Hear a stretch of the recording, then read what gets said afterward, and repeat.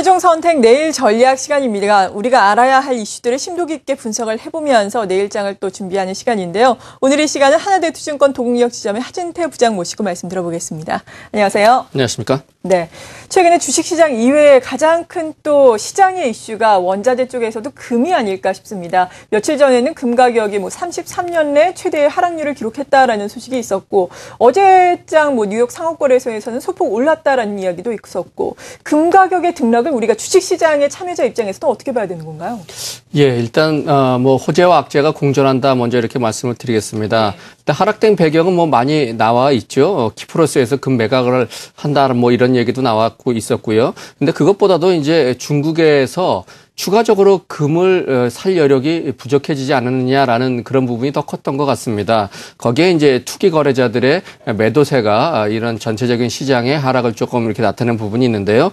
금이란 것을 한번 생각해 보면 가장 먼저 떠오르는 단어가 안전자산 이런 부분이 되겠죠. 거기에 이제 글로벌 경기가 좋아지게 되면 산업 쪽에 필수제가 되는 그런 부분들이 있기 때문에 안전자산이면서 이 경기가 잘 돌아갈 때 많이 올라가는 그런 경향이 있습니다. 자, 근데 이 부분에서 봤을 때 중국의 이 경기가 조금 많이 다운이 되면서 전체적으로 중국에서의 유입량이 급감을 한 그런 부분도 상당히 영향이 있고, 거기에 인도도 또 그런 부분이 있었죠. 여러 측면, 수급과 이 경기에 대한 여러 측면이 겹쳐서 나타나는 그런 현상이다라고 보여집니다. 어제 1.9% 정도 상승한 것은 1.9% 자체는 굉장히 큰 거지만 그동안 하락분에 대해서 기술적 반등 정도라고 보여진다, 이렇게 말씀드리겠고요. 자, 이 정도 상태에서 보게 된다면 환율도 최근에 급하게 올라가거나 급하게 내려가게 되면 좀 문제가 됐었고, 그리고 주가도 마찬가지고요. 상품 가격도 원유나 금이나 모두 마찬가지죠. 결과적으로 내려갈 때 내려가더라도 그 속도적인 부분에 대해서 시장이 좀 우려를 하고 있는, 또 준비하는 과정이 시장에서의 같이 한번 맞물려지는 그런 것들이 필요한데, 너무나 급하게 올라가거나 내려가게 되면 이 시장에서 좀 문제가 되는 그런 부분이라고 보여지고요. 반면에 이 위험 자산 쪽으로 한번 살펴보겠습니다. 이 안전 자산에서 돈이 빠져나갔다고 해서 주식 같은 위험 자산으로 돈이 다 들어온다, 이렇지는 않죠. 하지만 그동안 저점에 서서 고점에 이 금을 매도한 사람 측면이라면 어지간히 빠져서 다시 금에 대한 투자를 들어가기는 쉽지 않을 거다. 그렇다면 또 하나의 투자를 할 수 있는 메리트가 있는 것이 어떤 것이 있는가를 돌아보는 축이 있을 거고요. 그런 측면으로 있다면 주식시장 입장으로 본다면 나쁠 것은 없다. 얼마가 들어올지는 모르겠지만 나쁠 것은 분명히 없다라는 부분이 있습니다. 그렇다면 우리 시장으로 보게 된다면 최근 들어서 큰 이유 없이 우리 시장만 그야말로 왕따를 당하고 있고, 자금이 많이 빠져나갔다면 신흥 증시 중에서도 우리나라 시장이 좀 눈여겨볼 수 있는 그런 부분들로 되지 않을까, 이렇게 한번 생각을 볼 수 있겠습니다. 네, 좀 큰 그림을 그려주셨습니다.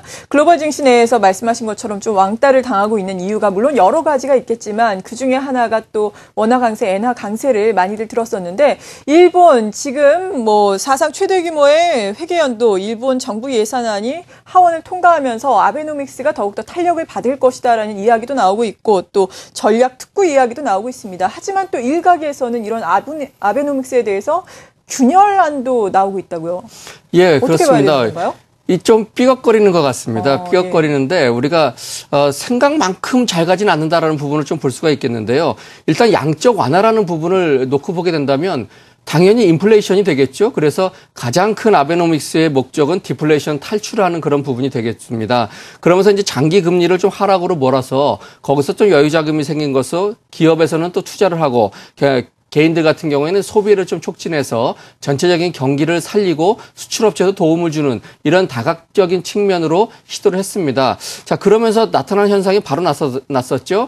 엔화 가치가 하락을 많이 했습니다. 그러면서 주가도 상승을 했습니다. 자, 아베노믹스가 발표를 되면서 거기에 이제 BOJ에서 내년까지 장기 국채를 190조 원을 이제 매입을 하겠다라는 발표를 했는데요. 그러면 어떤 현상이 벌어지는가를 한번 생각해 보실 필요가 있습니다.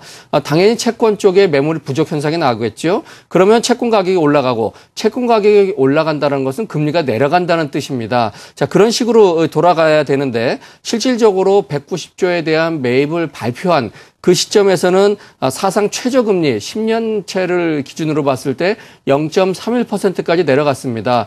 그래서 성공을 한다, 이제 본격적으로 살아난다는 생각을 했었는데, 최근 들어서 며칠 만에 0.6까지 올라왔습니다. 근데 0.6이라는 수치를 보게 되면은요, 이 금융 완화 정책을 쏟기 전에가 0.5이기 때문에 오히려 그것보다 더 올라갔다는 데 문제가 좀 있습니다. 자, 이 반대로 채권 금리가 내려갈 줄 알았는데 금리가 올라가는 현상, 그리고 몇 개 은행이 되겠습니다만은 기업 대출 금리를 오히려 올리는 이런 기현상이 나타나고 있다라는 부분인데요. 이 부분으로 봤을 때 정부와 민간에서의 이 한 목소리 또 한 행동이 나오지 않고 있다라는 부분이 눈여겨볼 수가 있습니다. 결과적으로 일본은 뭐 거의 제로금리라고 보셔야 될 건데요. 이런 기회에 조금 올라왔을 때 좀 던져주고 나서 미국이나 유럽 쪽의 국채, 아직까지는 수익률이 보장되어 있는 그쪽으로 돌아서는 쪽의 형태가 나타나고 있다. 근데 만약에 이런 현상이 지속되게 된다 그러면 국가 부채율이 GDP 대비해서 200%나 돼서 굉장히 일본은 채권국이 됩니다. 그런 상태에서 장기적으로 봤을 때 금리가 상승을 하게 된다면 뭐 국채 이자는 부담이 가중되겠죠. 그렇게 되면 또다시 국채를 발행을 하는 그런 악순환이 될 수도 있는 부분입니다. 거기에 최근 들어서 뭐 이 아베노믹스를 뒷받침하는 정책도 많이 나왔지만 그 반대로 이렇게 양적 완화를 많이 아주 무차별적으로 벌리고 나서 도대체 탈출구는 어디냐, 어떤 방식으로 탈출하려고 하느냐에 대한 의구심들이 나오면서 전체적으로 좀 잡음이 계속되는 그런 현상을 볼 수가 있습니다. 네. 그리고 앞서서 금가격 하락을 말씀해 주시면서 그 배경에 대해서 키프로스 문제도 말씀해 주셨고 덧붙여 주신 것이 또 중국의 경제입니다.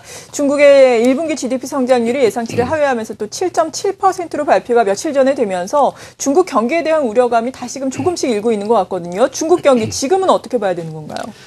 예, 금 가격은 뭐 중국이 이 정부에서도 많이 필요할지 모르겠지만은 개인들도 굉장히 금을 좋아한다고 그러더라고요. 우리나라 네. 사람은 뭐 저리 가라 할 정도로 금을 좋아한다고 이렇게 얘기를 하는데요. 자, 금 가격 하락 그리고 중국 경제 지표도 뭐 생각보다 우리가 예상치를 높게 잡아서 그런지 모르겠습니다만은 생각보다 안 좋다. 중국 경기가 예전처럼 확 세계 경기를 이끌고 나갈 수준은 안 되는데 도대체 이유가 뭐냐라는 부분들을 많이 의문시하고 있는데요. 어제 같은 경우죠. 피치에서 급격한 신용 확장으로 인해서 재정 위험성이 좀 대두가 되고요. 그걸로 장기 채권에 대해서 신용 등급을 조금 낮췄습니다.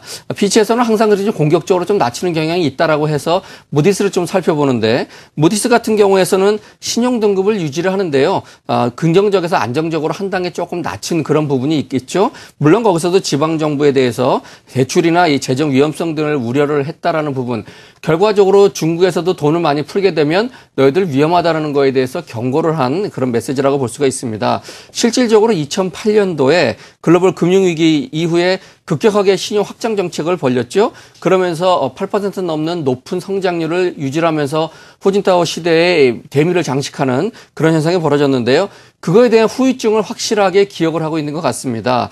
부실의 자산 배분이나 투자 거품 등으로 인해서 그 후유증이 많이 나왔죠. 그래서 이런 투자 과열, 양적 팽창 이런 부분에 대해서 문제점을 지금 현 지도부에서 충분히 인지를 하고 있다는 부분이 있고요. 그로 인해서 인프라 건설을 최소화해보자라는 부분입니다. 그런 걸로 인해서 지방정부의 부채도 많이 늘려나는 것에 대해서 경계심을 굉장히 갖고 있다. 일본은 그냥 일단 벌려놓고 보는데 중국은 일단 조심스러운 그런 입장을 나타내고 있습니다. 그와 더불어서 2010년도에 지니 개설하고 있죠. 소득 불균형에 대한 건데 0과 1 사이에서 1이 되면 아주 소득 불균형이 심한 부분을 얘기하는데요. 세계 평균이 0.44입니다. 근데 중국이 2010년도에 0.61로 나왔습니다. 물론 뭐 오차가 있다 그래도 0.5, 0.6이 뭐 이런 식으로 나와서 아주 세계가 깜짝 놀랄 정도로 진위 계수가 높게 나왔습니다. 이런 현상이 계속되게 된다면 사회 불안이 되고 그런 뭐 여러 가지 폭동들의 빌미가 제공될 거고 공산당의 입지가 위험해지는 그런 상태가 벌어지겠죠. 결과적으로 놓고 보게 되면 그런 부분들을 좀 완화를 해야 된다는 부분으로 시진핑 정부에서의 새로운 이런 많은 유화책들이 나오고 있는데요. 중국 같은 경우는 좀 독특하더라고요. 농촌과 도시의 호적이 이원화돼서 농촌 사람이 뭐 도시로 와서 살게 되면 혜택이 주어지지 않는 것들이 몇 개 발생을 합니다. 그래서 쉽게 이주를 못하는 그런 경향들이 있는데요.